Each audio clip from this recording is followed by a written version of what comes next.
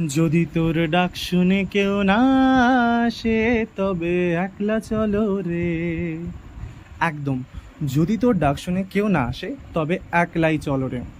So নমস্কার বন্ধুরা, আমি আবার চলে এসেছি নতুন একটা ভিডিও নিয়ে। আজকের এই ভিডিওটা কিন্তু একটু অন্য সিরিজে।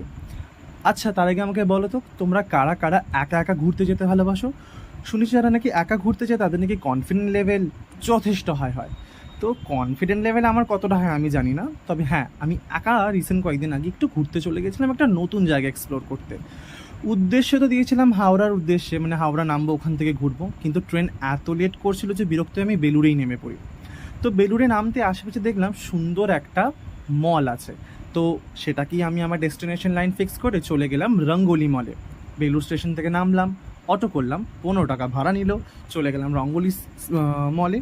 এবং রঙ্গোলি মলে গিয়ে সঙ্গে সঙ্গে একটু রিফ্রেশ হলাম হলদিরামের কাউন্টারে গিয়ে একটু ফ্যানটা খেয়ে। তারপর ঢুকে গেলাম মেন মলের ভিতরে। বিশ্বাস করবে না, আমি কিন্তু সত্যি কথা বলছি, জীবনে এটা আমার দ্বিতীয়বার মল ঘোরা। সবার প্রথম গেছিলাম জাংশন মল দুর্গাপুরে, অ্যান্ড তারপর এটা দ্বিতীয়বার।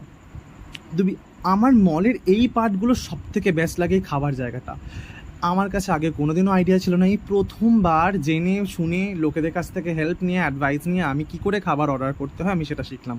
সেখানে একটা কার্ড বানাতে হয়, টাকা দিয়ে কার্ড বানানোর পর সেখান থেকে তারপর সেই অ্যামাউন্ট অফ ব্যালেন্স দিয়ে তুমি যা খুশি খেতে পারো।